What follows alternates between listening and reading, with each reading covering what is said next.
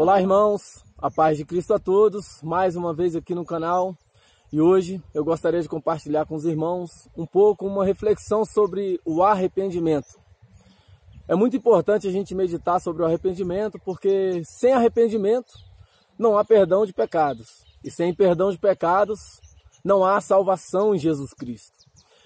O arrependimento ele é a mensagem de Deus ao homem.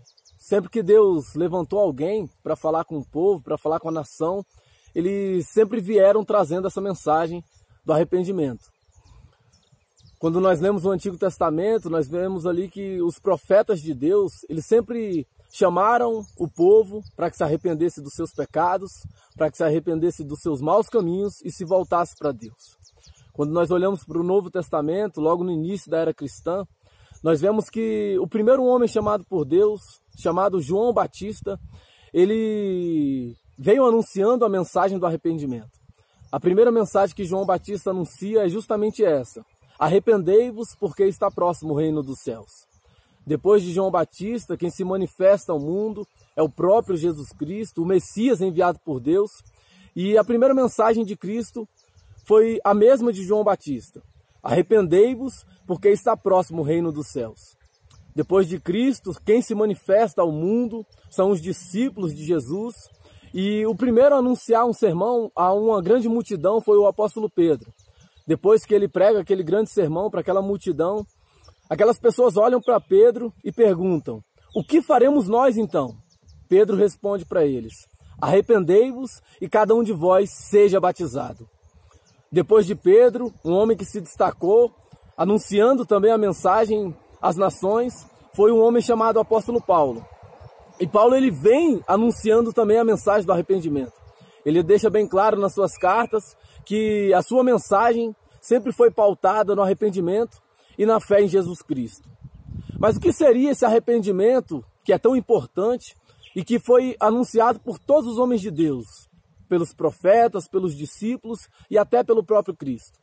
A palavra arrependimento, ela significa mudança de mente. E muitas pessoas relacionam o arrependimento com alguma coisa que nós fazemos que gerou um resultado ruim na nossa vida. E o arrependimento é muito mais profundo do que isso. O arrependimento ele não está relacionado com o resultado da nossa ação, e sim com a ação praticada em si. Nós vemos isso na vida do salmista Davi, quando ele peca contra Deus, ele pratica ali diversos tipos de pecados abomináveis, e aqueles pecados trouxeram uma consequência sobre a vida de Davi. E quando ele se arrepende dos seus pecados, ele vai até Deus em oração, arrependido, ele fala da seguinte maneira: pequei contra ti somente, e fiz o que era mal aos teus olhos. Davi ele teve consequências terríveis do seu pecado na sua vida. Mas quando ele vai diante de Deus, ele não olha para a consequência, ele não ora pela consequência, mas ele olha para a ação que ele havia praticado. Ele entendia que ele havia pecado contra Deus e que isso era ruim. A mente dele foi esclarecida a respeito do pecado que ele havia praticado. E é isso que é o arrependimento. Um exemplo, dentro de um casamento, dentro de um relacionamento, quando um homem trai a sua esposa, e a sua esposa fica sabendo ali e pede o divórcio e se separa, e vem consequências terríveis sobre a vida daquele casal, né? A separação dos filhos e outras consequências que vêm sobre a vida dele. E se aquele homem se arrepende olhando para a consequência, olhando que a esposa foi embora, que agora ele está distante dos filhos, e ele olha apenas para isso, o arrependimento dele não foi sincero. Porque o arrependimento está relacionado justamente com a ação praticada. O arrependimento sincero, nesse caso, esse homem deveria se arrepender porque ele havia pecado contra Deus. Que ele havia se afastado do que é a vontade de Deus para dentro do casamento. Que é que o homem cuide da sua esposa, ame a sua esposa e seja fiel a ela.